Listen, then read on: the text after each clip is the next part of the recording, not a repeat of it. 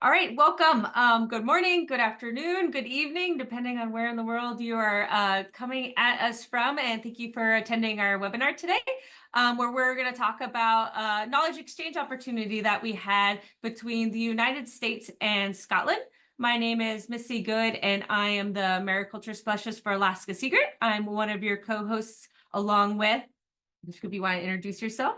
Hi, everyone. Anushka Concepcion with Connecticut Sea Grant.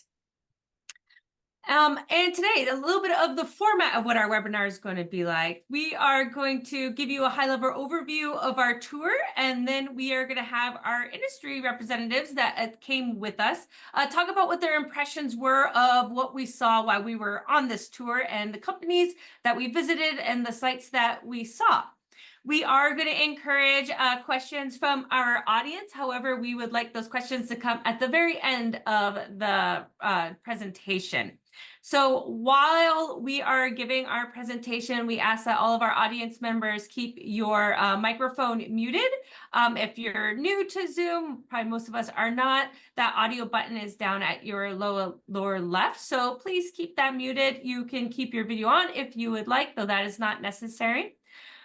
We are going to take questions in a couple of different formats. You are welcome to type those questions into the chat box. You can see the chat box again at the lower part of your screen.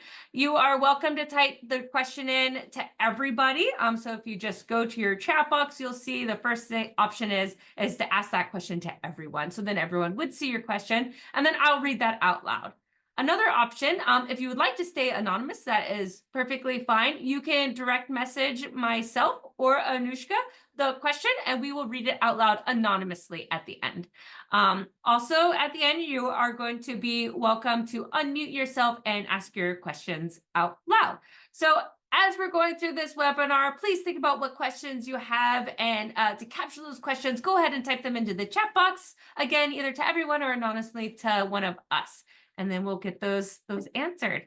So we are going to go ahead and kick this off. And also this presentation is being recorded, and we're going to have the presentation available for future viewing at the event page on alaskaseagrant.org, or it's going to be available on the Seaweed Hub webpage as well, seaweedhub.org. So we have introduced ourselves, and now I would like our industry participants to introduce themselves. So let's go ahead and start off with Max. Hey everybody, my name is Max Stanley. I'm one of the owners of Barnacle Foods, and I primarily deal with our operations and our facility, and focus a lot on drying. Pretty excited to get over to Scotland and see what they have got going on. Yeah, great to meet with everybody, and yeah, excited to share about it. Thank you. And Sean? Hi, everyone. My name is Sean DeNadel. I am the co-founder of Noble Ocean Farms with my wife, Skye Starretts, and I also serve as the Prince William Sound Mariculture Liaison, and I work for the Chugach Regional Resources Commission, assisting other mariculture participants in the Prince William Sound region and Alaska Native communities with accessing resources to help catalyze mariculture industry in the Prince William Sound. And I was really grateful to be invited to Scotland to come and learn about all the different kelp processing and kelp farming adventures and things. So that was great. Thank you. And Susie? Hi, I'm Susie Flores. I am owner and farmer of Stonington Kelp Company, which is a commercial seaweed farm located in the state of Connecticut, and also founder of the Sugar Kelp Cooperative, which is a small co-op of kelp farmers in the southern New England region. And I was extremely grateful to participate in this trip, and I'm really excited to kind of revisit our thoughts. And Casey? Hello, my name is Casey Emmett, and I'm the CEO of the Crop Project. We're an ingredients company focused on seaweed. And similarly, was really grateful to be a part of this, and psyched to talk about it with y'all. Great, thank you. All right, I'm going to go ahead and hand it off to Anushka. Thanks, Missy. So just want to tell you why we went on this trip. And really, and might not be surprising to some of you, but really with it was the opportunity. And so in the US, the industry has significant potential to contribute to the global seaweed production overall. However, there's some challenges, really one being the lack of post-harvest and processing infrastructure, which increases the shelf life and provides storage beyond the harvest season. And that's lacking in many parts of the country. And this barrier, because it's preventing growth of the sector, was identified by the National Seaweed Hub's Post-Harvest and Processing Work Group in early 2020. And what we've seen is that there's been support for international knowledge exchange, mostly for the purpose of research. But very few opportunities are available for commercial commercial folks or industry folks who may not have the opportunity or the resources to access knowledge exchange initiatives. And so, next slide, please. So when the National Sea Grant Program announced their first aquaculture technologies and education travel grant, Missy and I jumped at the opportunity, mostly because it included travel support for industry. And so it just made sense for the focus of this trip to work on tackling the sector's most immediate barrier, which is stabilizing fresh seaweed for multiple market outlets. And so what we did was we reached out to Dr. Liz Cottier-Cook, who's with the Scottish Association for Marine Science, which we'll refer to as SAMS. She served as our host. And then we worked with the amazing Rihanna Rees, who's the business development manager with the Scottish Seaweed Industry Association, who organized a fantastic tour for us. And was able, she has that because she works with the industry, was able to provide those direct connections to assist us with the tour. So we really wanted to acknowledge both the National Sea Grant Program for this opportunity and also the Scottish Seaweed Industry Association for welcoming us. And so now we're going to get to the fun stuff. But before we do that, just kind of wanted to tell you and sort of help you visualize where we went. And looking at this map, we did a lot of travel in the country. It's a beautiful country, but really we started off, we all flew into Glasgow. We drove, so we rented cars, and so we had the opportunity to see the countryside as well. But we drove to Kyle of Lochlish, which is in the Isle of Skye region, the famous region of Isle of Skye. Then drove down to Oban, which is the headquarters for SAMS, as well as the Scottish Seaweed Industry Association. And we spent a few days there, which included a ferry ride out to the Isle of Mull, and then traveled to the Kingdom of Fife for our last stop. And then finally, we returned to Glasgow, where we all came home. And so that's a quick overview of what to expect in terms of where we went. Okay, and so before we get into the details of who we visited with, I would like to ask Max, Sean, Susie, and Casey what your overall impressions were of seaweed farming in Scotland and the processing that they are currently doing. And then maybe, did this meet your expectations of what you thought we would see over there? I'll just call on Max first. I guess I'll jump in. Okay, go ahead. Anyone, yep. Great. Yeah, I'd say that the tour definitely surpassed my expectations. And you can see from this slide that we traveled all over. And so we got to see geographically, but also just the breadth of different companies involved in the seaweed industry. It was pretty neat to see, from farmers and processors to the research side, from the food production to chemical derivatives. So that was really neat to see, and got to make a lot of good connections. Yeah, Rihanna did a great job setting us up and then giving us time to kind of have longer conversations and connections with all these entities. I think one impression that I got of Scotland, different from before going over there, is that their seaweed industry, at least their cultivated sugar kelp industry, is in a pretty similar place to where we are in Alaska. So a lot of the companies around have just been doing it a few years. And that I thought that they might have had more of a historical industry, and it seems like there is a historical industry, but that's more focused on wild harvest. So the cultivated industry is similar to where we're at. So it was great to kind of share ideas and understand where everyone's coming from. A lot of the same challenges. So it led to some good brainstorming and conversation.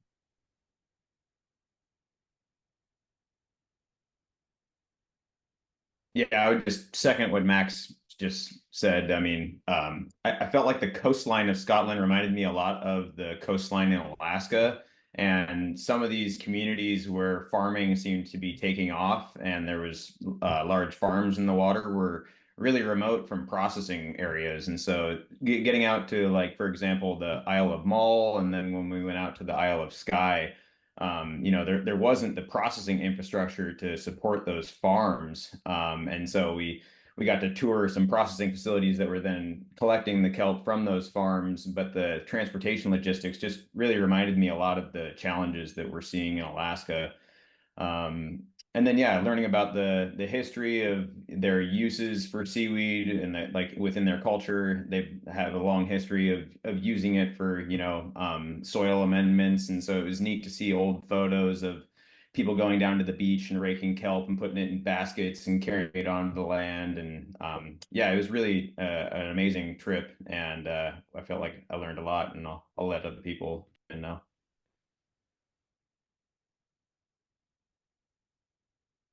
Susie or Casey?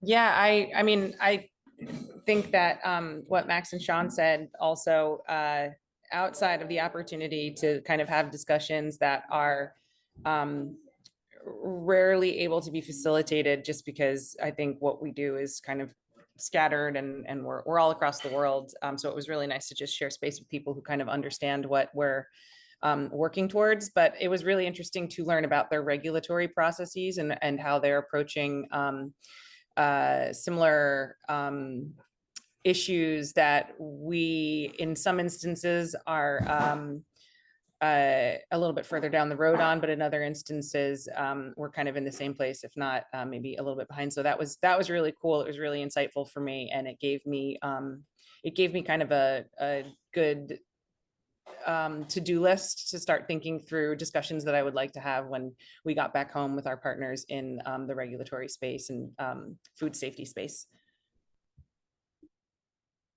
Yeah, I would just say ditto to all that. I mean, it was very, very beautiful, and so similar to the United States in so many different ways, including the people. There are a lot of really good, smart people that are either farming or trying to figure out processing. And yeah, I mean, I think that which to me is like on one hand a little bit disheartening. But to me, really, I think it's an optimistic thing, because I think that there's a lot of openness there, both from a national perspective with the government investing in this space, because they have such a long tradition and they have very similar issues with rural communities needing to transition to things like kelp farming. Um, but also it seemed like there was a ton of openness to collaboration internationally with us too. And just in terms of like one of the things that I bugged Anushka about ahead of time was just like making sure that we get a sense for what the tradition of seaweed was over there, from a wild harvest perspective, and specifically the variety of species available. And there are some different species, and they found some pretty interesting ways to use them, even from like a farmer's market perspective, that I think we can probably tap into. So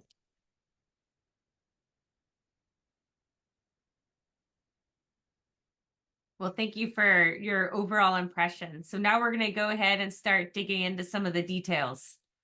Yeah, so the first site we visited was near the Isle of Skye, called Kyle of Lachlush. And we met with two companies. One is kelp crofters. They are kelp farmers based on the West Coast, and provide biostimulants, seaweed biostimulants for both home and commercial agricultural uses. And it was co-founded by three individuals: a fisherman named Martin, Kyla, who's a marine scientist, and Alex, who's a landscape architect. So they've sort of combined their brains to come up with really cool farming techniques that they do. So Casey and I had an opportunity to sit down and have lunch with them. And just really quick, interesting fact. For those that don't know what a crofter is, it's something I learned. A crofter is a person who lives and works in a croft or a small agricultural unit in Scotland. And they're usually rented, crofts are usually rented, but some crofters also buy their crofts and become owners. So owner occupiers. So I just thought that that was kind of a cool fact that I would just kind of throw in there, which sort of hopefully will explain the name Kelp Crofter and what their mission is and what they're trying to do. And then we took a trip to Eco Cascade and they provide primary processing for seaweed producers and buyers locally. And what's interesting about Eco Cascade is that they're a community interest company and they're created to scale with the emerging seaweed industry. So they're very responsive to whatever their customers require. So with that, I wanted to ask our industry members, what their overall impressions were, specifically, what were your impressions of our meetings with both Eco Cascade and Kelp Crofters? And tell us a little bit about what your thoughts were on what you saw. So I'll start off, we'll just go in the same order. Max. Yeah, it's neat to see Eco Cascade. At the time, I think they were drying some kelp crofters kelp, which you can see up in the fish tote. They have, and I believe on the next slide, there might be another picture of their dryer, but on this middle, yeah, so here's one dryer that they had. It was good to see this one and talk with them about it because it's unfortunately for them a dryer that did not function as intended. So be able to talk about that, about what worked, what didn't work. As many of you know, drying is a key component to any processing industry, something that we're trying, and a lot of people in Alaska are trying to figure out. And so getting more feedback on equipment that other folks have used and trying to dry, both on the specific equipment itself, but just on also the principles of the mechanics of different dryers. Always great to hear about. So this right here is a dryer that they got built fairly custom for drying kelp, and it didn't work. Or they used it last year and they're not using it again. If we can go back to the other slide, the prior slide, you can see them unloading kelp on a tray, just doing tray dryers, and that was kind of a shipping container, a heated heat pump, air conditioned room.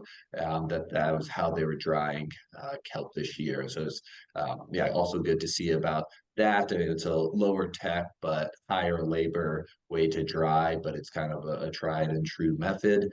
So that's what they were drying all their kelp with this year. And then the picture next to that, you can see a big conveyor elevator that goes into a mill. That was neat to see as well. That's manufactured by a Lithuanian company called Sirpudis, and it's a company that myself and some other entities here in Alaska are looking at maybe getting some equipment from. So good to chat with them and hear their experiences with their thought it was really good, high build quality, and it's working really well for their process. They're able to both shred fresh kelp in that machine and then also do their dried kelp. So yeah, multi-purpose. Great. Sean, what are your thoughts?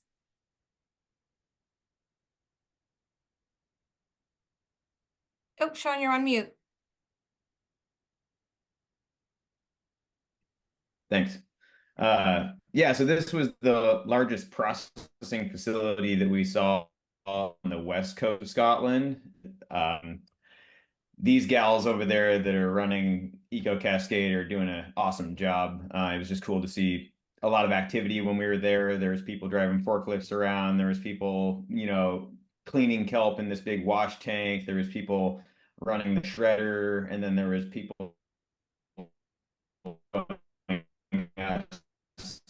dried kelp coming out of the dryer. And then also how they were storing it. So in the photo on the right, they had these like 55-gallon like poly drums that they would store all the dried kelp in after it comes out of the racks there.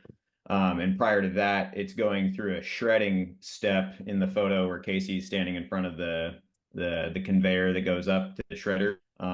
That piece of equipment was really nice. Like everything was like just beautifully welded, stainless steel. It had like a really, it just looked like a really meticulous piece of equipment. And then you can't really see this photo, but there's a tote underneath that shredder, and it's ventilated so that after the shredded kelp drops out, the water continues to drain from the kelp, which is just something that I think more processors that are getting on board in Alaska should be incorporating in their drying systems. The kelp crofters folk up in Isle of Skye, they're hoping to establish a center of excellence somewhere on the Isle of Skye, and they're in the process of trying to fundraise right now to develop that that institute. But in addition to that, they're also running a kelp farm out there, and so we didn't get to go on the water to see the farm, but we could see it from the shore, and so we met with them and had some tea and just discussed like where they're at with their goals and where they hope to go, and just discussed more about like how the fishing industry in Scotland and specifically the Isle of Skye has been on a decline recently, and so trying to find other opportunities for local rural communities to still utilize their vessels and basically do what we're doing here in Alaska in the mariculture industry and the East Coast as well. So it was great to learn about everything that they're doing over there. Awesome. Thanks, Sean. Casey, what are your thoughts? Yeah, again, just only additional things are, again, the collaboration. This is like one of the things that kept coming up in Scotland was that, there are only a couple of handfuls of people that are actually really doing it, from the farming and processing perspective. So they're exchanging seaweed and, shipping it around for whoever's got the best function for drying or just the stabilization factor. In this case, I think Allison and her crew were, I had been in contact with them a couple of years ago and they were really just getting started, and they've made a lot of progress since then. She actually let me know just after we got back that they're gonna scale up they got approval to scale up and move their space. So I'm excited for them. And then yeah, that's pretty much it for these guys. Great, thanks. I know, Susie, you weren't able to make that make it there. So at the end, if we have some time, if you have any additional thoughts on that setup, we'll get to you. All right. So our next stop was down in Oban, a little bit south of where we're at in Kyle at the Scottish Association of Marine Sciences. This is a nonprofit organization, but really they had an entire campus of buildings and facilities, and they focus on research around the marine environment, how it works, how it's changing, why it's changing, and how we can utilize marine resources sustainably. They also do education, communication, and outreach. They are partnered with a seaweed-based company that's Oceanium, and they're helping them with the development of new products. So Oceanium had their own lab space there. That was really interesting to see. They welcomed us into it and had some really enthusiastic folks that were developing some new products. They also have a seaweed nursery there as well, and I think they were providing seed for all of Scotland. We weren't allowed to take a lot of pictures here, so the pictures are a little limited, but with that, I'll go ahead and kick it off, and maybe this time we'll start with Casey. Sure. I like the fact that there was, I love this seaweed nursery. They're very commercially minded, even though it is technically I think a nonprofit. Their mantra was if y'all find a market for a particular species of native seaweed, then we can get to work figuring out how to propagate it. And I think that's really a productive mindset. We'll see how it goes, but yeah, I think having also just the space for like the Marine Science Center was really, really interesting. It was very interesting talking to the Oceanium staff and getting to sort of touch and feel some of the things that they're working on. And also interesting was there's one thing that kind of stuck out to me was like a bunch of companies that we met with, including at least two here, were working on seaweed pigments and using different creating colors and prints with different species of seaweed, which I should have known about, but I didn't. I just had never actually seen in real life before. So that was really cool to me. Susie. I really enjoyed the perspective that these discussions gave me as a farmer, thinking through how to partner with other farmers in order to aggregate mass for certain sales channels. It really gave me a lot of wonderful perspective into what the kind of commercial side of the industry is thinking, hearing their priorities, and understanding the different ways that seaweed at different stages of its maturation can be valued differently for extraction purposes. So that kind of gave me some thoughts around almost like staggering harvests and thinking through how we can analyze the nutrient analysis essentially with maybe a little bit more of more precision, I should say. So that was really wonderful, and I just enjoyed the conversations that we had with everybody that we met on the SAM side. They were absolutely wonderful. Awesome. Thanks. Sean.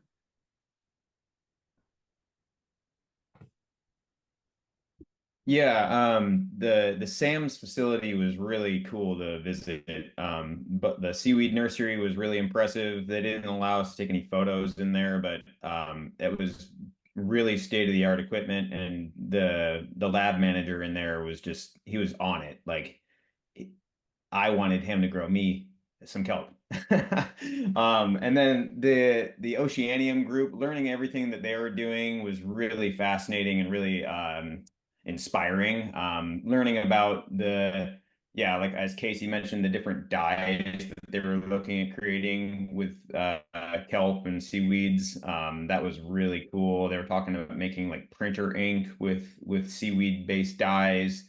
They were they were doing research, developing bioplastics, and then just, yeah, like learning more about like what their, but yeah, I guess an industry issue for them was that, they haven't commercialized any of that yet, because for them to do so, they would need such a large volume of seaweed and kelp to supply, to develop that. And so I think that puts a little bit of fuel fire in like the rest of us who are in the industry to like, have conversations and collaborate and figure out, as Susie was mentioning, like, okay, well, if we want to access a market opportunity like that, we really need to congregate larger volumes of seaweed to be able to accelerate trees. So that was really cool. The SAMS facility is located on the University of Oban or University of the Highlands, Scotland campus. And so it's a big activity of, college students and just professionals working all within the same campus space. And it's all located on the water in Oban. It's really a beautiful place. Great. Thank you. And Max. One thing that stuck out to me with the nursery is the lab manager mentioning that there's not a lot of regulation on the production of seaweed seed and how they do that and how they source the fertile tissue, but it's a lot driven from kind of industry and really from them. So there's a little bit of a different than places here in the States, neither good nor bad, but just how they're developing there. With Oceania, as mentioned before, they're trying a whole bunch of different products, and they're very or doing research and design on a whole bunch of different products. Very professional organization, seemingly have some good funding, have a few different labs, but they're just kind of pushing out there, trying a whole bunch of different things with seaweed, seeing what works, seeing what's going to have a fit in the market, what's going to be where are they going to be able to make cost effectively. So just it seems like they're kind of pushing out a lot there, and then gonna hone in on what might be a winning product for them. Great, thank you. And just a reminder to our audience, think about what kind of questions you have when we get towards the end, and feel free to type them into the chat box if you'd like. All right, our next stop was Finnefit in Mull, the island of Mull. And we had the opportunity to meet with Lee Eisler of, I hope I'm going to say the name of her farm properly, Erdfada Seaweed. Please correct me if I say it incorrectly, if one of you remember. And this farm is part of the Southwest Mull and Iona development, which is a not-for-profit community-based company operating in an area that is includes the southwest corner of the Isle of Mull, as well as the Isle of Iona. And their activities are really led by the community's needs and aspirations. And so we saw she showed us her her drying facility, which she really spent a lot of time putting together, which is really cool and works well for her. I'll open up the, ask the question first to our industry folks in terms of your overall impressions of meeting with Lee, learning about the Southwest Mull and Iona Development Organization, and things that you saw that were, that were really cool. So I'll start with Sean. Yeah, Lee is a really inspiring person. She's kind of a one woman army. She is a farmer, she's a processor, she delivers kelp from her farm on Mull over to Kyle of LaCalche on a ferry. I mean, like, she's doing some really cool stuff, and I really hope that she continues to, succeed in this industry. Her farm was the only one that we got kind of close to. You can't really see it in the top right picture, but the site location for her farm seems to be the best that we saw during our tour in Scotland. As you can kind of see, it kind of just on the horizon there, it just kind of like goes to the Atlantic Ocean. And so you can tell that she's got very good site conditions at her site, and you could see the kelp like from the shore on the farm. So that was cool. And then learning about her the processing steps that she's taken.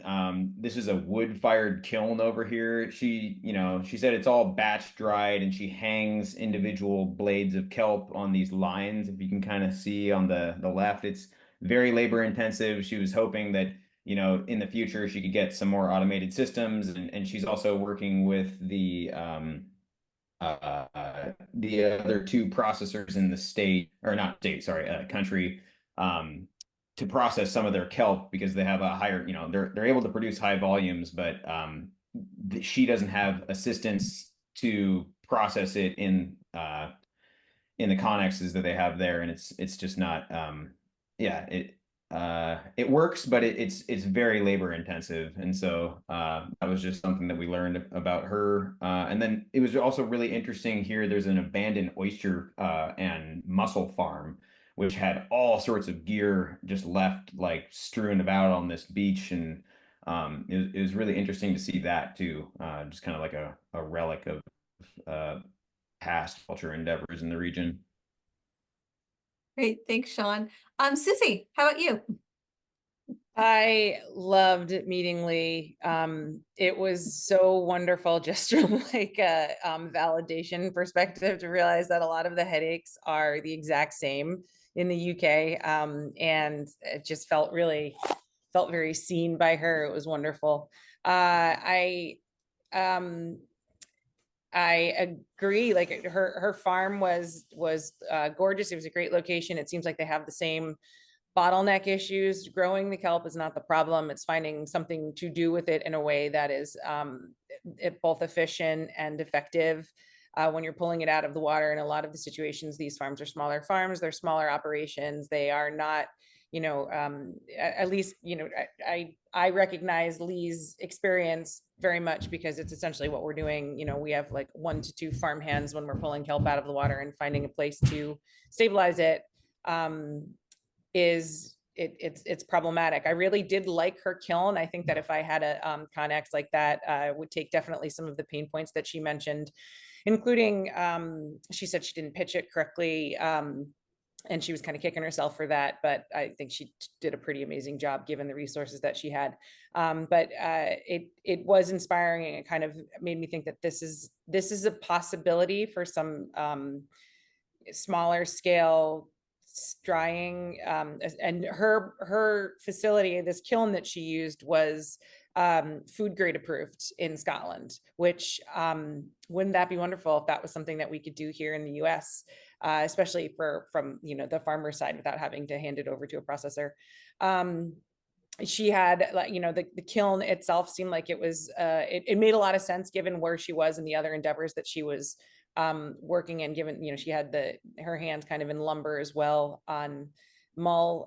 But yeah, you know, I think a kiln would probably not be realistic for heating a container like that for me, but, you know, thinking about other possible heat sources is pretty interesting. Yeah, it was really wonderful. And also just seeing the way that she was storing the kelp in the same sort of blue barrels that you know, you see people using in Alaska. We use them here in Connecticut as well. Just kind of labeling and marking pertinent information. I didn't get the sense that a lot of what she was doing she was doing because she had to. She was doing it because it just kind of made the most sense. And that very particularly was the way that she was kind of storing and labeling all of the kelp. So like the harvest date, the dry date, all of that stuff on each individual barrel. And then she just had the barrels kind of in a shed that was near the kiln.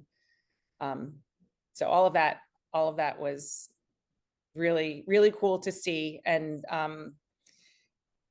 knowing that she was drying it that way for food, I thought was really interesting and liked it. Great, thanks, Susie. All right, Max, what are your thoughts?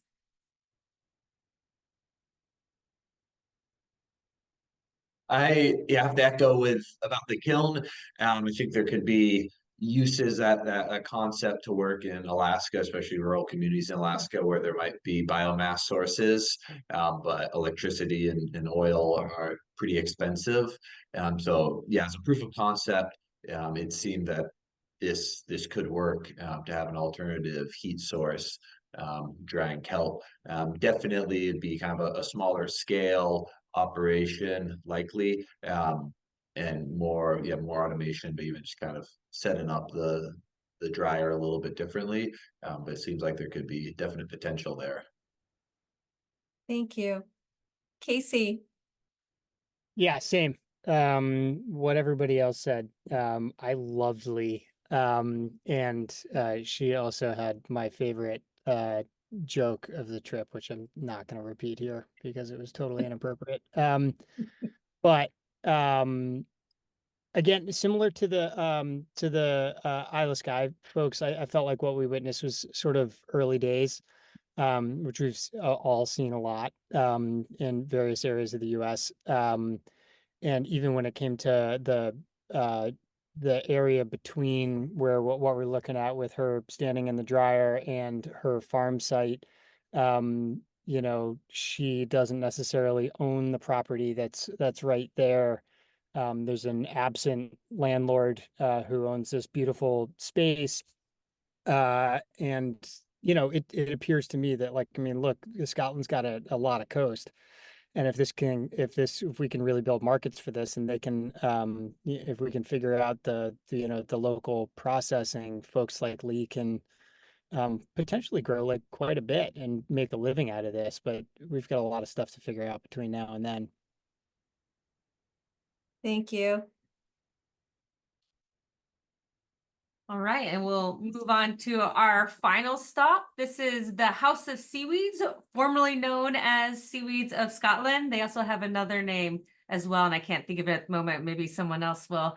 But this is a processing facility. So we were just talking about those blue barrels, those poly barrels, and you could see a good stack of them in the background here on this picture. This is a for-profit company that focuses on processing seaweeds, and they process both cultivated kelp and wild harvested seaweeds. They had a gentleman that it seemed like they kind of were leaning a lot onto that did most of their wild harvesting for them, that seemed kind of be an expert in that field. At this facility, this was the only picture they let us take of inside the processing facility because they were in the process of updating some of their equipment, but they did welcome us to come through and tour and said we were welcome to talk about what we saw here. And just the picture on the right is a gift package that they gave all of us. So each of those 4 little jars has a different dried seaweed in it. So let's go ahead and start with Susie. Oh, And this what is were your one of the ones I had to questions? boogie early for. Oh, right. That's right. Okay. So, yep. Susie missed that one. That's easy. Let's go to Sean. Yeah, this was probably the most, it was the, I guess the most advanced processing line that we saw in Scotland. And this was located on the east coast of Scotland, just north of Edinburgh, in a town called Fife. And yeah, as Missy mentioned, this company previously existed as another company. And then I think before that, there was another company in there that was operating, and the plant manager on the right in the photo, I'm forgetting his name. If somebody could help me out. He was awesome. That guy was, he knew how to operate and run that facility. Like, you know, if you were in the back, like you listened to him, he knew what was going on. And it was just really cool to see the systems that they developed. And we got to see an Alvin Blanche dryer, but it was a batch dryer system. And they were looking at fundraising to acquire a continuous feed conveyor dryer from Alvin Blanche. They said that the Alvin Blanche company produces some really state-of-the-art awesome equipment, but they did have some constructive criticism that their customer service is lacking. And so that was just information I wanted to share with the industry, that, like, you know, if you can get a hold of them, they're great to work with, but they're hard to get a hold of, is what they were saying. And then, yeah, just looking at their different production levels, they had a lot of kelp, dried kelp, stored in these barrels behind all of us. And that was only part of it. They had a lot more on the other side of the room as well.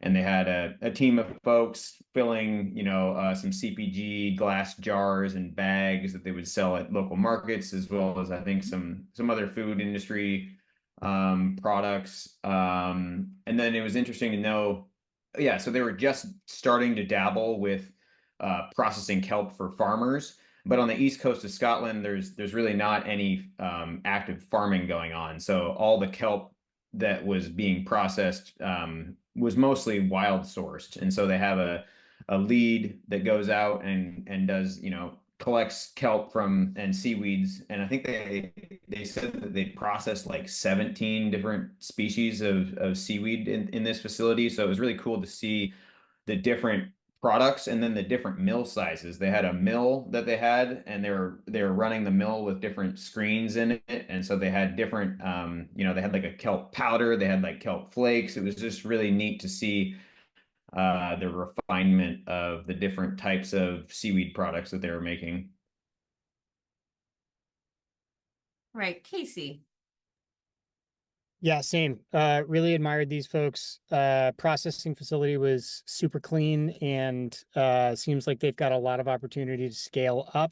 They are the I don't know what to call it. They basically bought the assets of a collapsed seaweed company and have a lot of really good ideas for how they can make it profitable and make a bunch of delicious products for a bunch of different channels.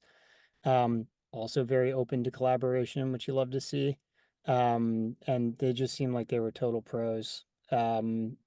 So and also, there's a lot of like product sharing with like the sharing Max's products with these folks and them sharing some seaweeds back. And a lot of their stuff, even just the flakes of their variety, their species, like their smoked dulse was so good. So also striking another landscape point, like this, the area looked totally like upstate New York, except, the English Channel is like right over the next hill. It's just a really interesting thing where it's so similar to the US in so many ways, just different accents. Thank you. All right, Max. Yeah, it was great to be at House of Seaweeds and check them off or check them out. They carried over a lot of their knowledge and key employees from the prior iteration of the business. And so they have, a lot of experience in drying seaweed.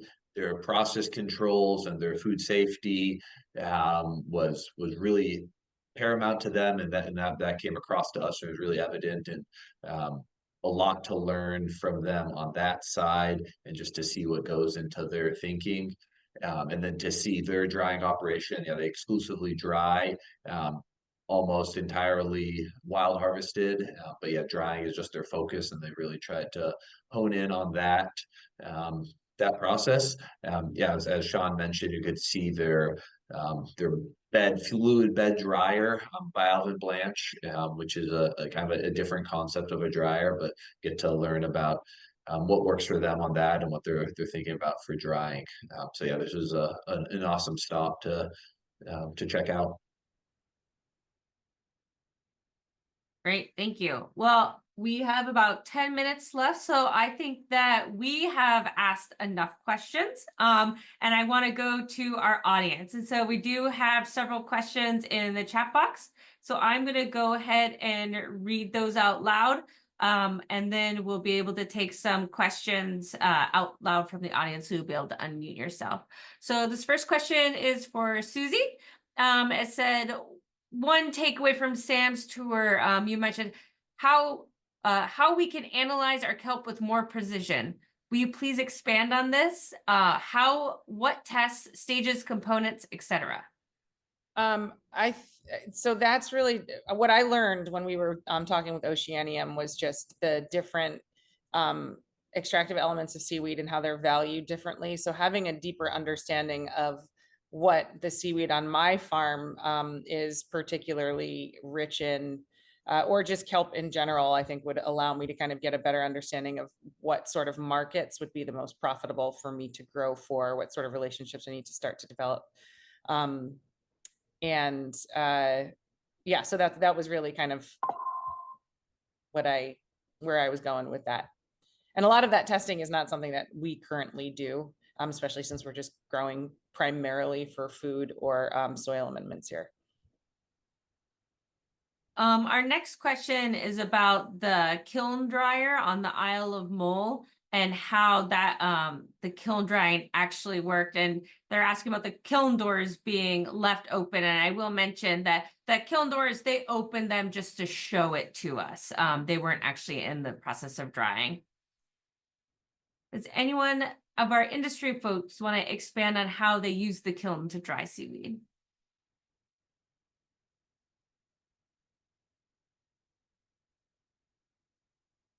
I'll just say my impression was that they were using the heat from the kiln that they were then pumping into the connex, and the heat that was pumped into the connex was used to dry the seaweed, and then they would take it down once it was dried. All right. I'm going to go ahead and go to Mike Blakely. I see your hand is raised. If you want to unmute yourself and ask your question. Yeah, thank you so much for organizing this. You said at the outset that the purpose of this trip was to address the barrier of post-harvest handling, the challenges that we have here. What did you learn? What are they doing over there that might be different than we are?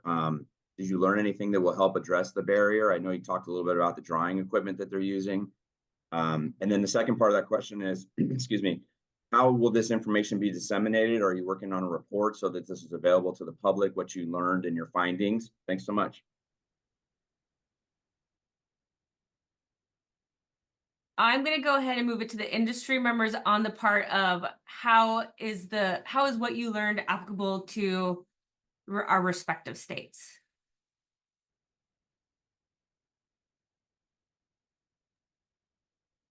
Yeah, I think there is definitely specifics. Like you mentioned, like we mentioned about the drying equipment and the drying process that we could take and already are kind of employing some of those. Also just an understanding of how their industry is getting going. They have a fair grant funding, especially some of the processors to get some of that equipment. Um, so just thinking about how, and again also with Sam's a lot of funding to go into that to kind of spur some of the research and development. So just kind of taking all that in and comparing it to how we are currently doing things in Alaska, and what maybe we could look for moving forward. And then as far as the report goes, this is our deliverable for this project. But we are recording this and we are going to have it available on the Alaska Sea Grant website as well as the Seaweed Hub website. Let's see. Next question from the chat. Did the drying operations provide a sense of how much labor per ton and how much energy per ton they were expending? I want to see if some of our industry, go ahead. Yeah, they did. I don't recall any of the figures off the top of my head. Their dryer was gas powered, and they did mention that due to the war in Ukraine, that over the last 2 or 3 years, that their energy cost has increased substantially, because gas has gotten so expensive, and that's not something that they had to deal with 3 years ago, but in recent times, that's really been impactful to them. Yeah, and so they were doing, if correct me if I'm wrong, y'all, but they were doing probably something like 5,000 pounds, 5 or 6,000 pounds a day. But they were also they're fundraising, they're trying to turn on markets and everything, so that they know that they need to scale that up pretty dramatically in future years. And they seemed, at least personnel wise, pretty well equipped to do that. It did not seem very labor intensive in terms of the drying. Yeah, at least are you speaking just about the House of Seaweeds, Casey? Yeah, sorry, just them. Yeah, okay. I don't think with, Lee's doing 5 or 6,000 pounds a day. Right. With that setup too, I remember them saying that like they felt really fortunate when they acquired that facility because it was just prior to COVID. And then they said that the dryer, like the cost of the Alvin Blanche dryer system, basically because of the price of stainless steel globally went up. They said that the cost of the dryer basically tripled. And so they felt that like they acquired it at the right time, and they said if it had been at a later date, they probably wouldn't have been able to make the purchase. So that was also really interesting to hear about. But yeah, in terms of like how much volume, I think Casey hit it on I think like 5 or 6,000 pounds a day in that batch dryer. And I think was his name Mike? Anybody? I think so. Yeah. Yeah, Mikey. Yeah. So he was saying that like they could add another layer of racks, and that's what they were looking at doing in the near future, before they get transitioned to a larger dryer, is that they were looking at having a welder come in and then weld in some additional racks so that they could hopefully get some more volume inside and get closer to like 10,000 pounds per batch. So it was just cool to hear that they were like, trying to troubleshoot, problem solve, improvise, and scale. Here's, I think, a quick question from the chat. How dry is considered too dry?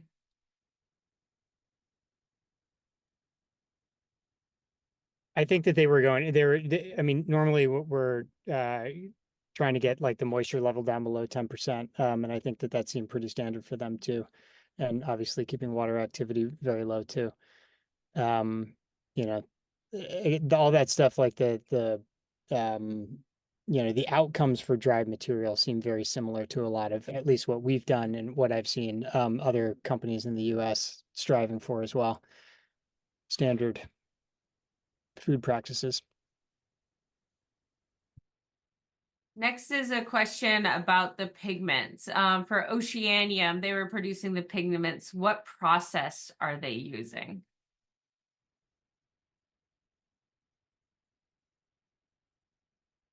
Yeah, I'm not sure we can answer that one. Yeah, their lab was kind of proprietary. I mean, they showed us the products that they were making, but they didn't go into the details of how they were making it. And the lab space itself was, there was two chemists working in one lab, and then there was like some assistants working in another lab. And so they just kind of showed us some of the end products, but didn't really go into the details of how they got there.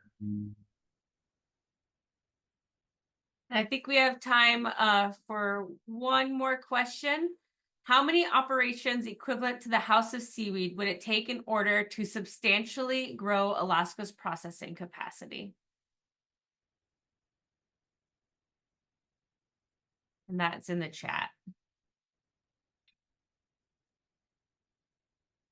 A bit of a challenging question.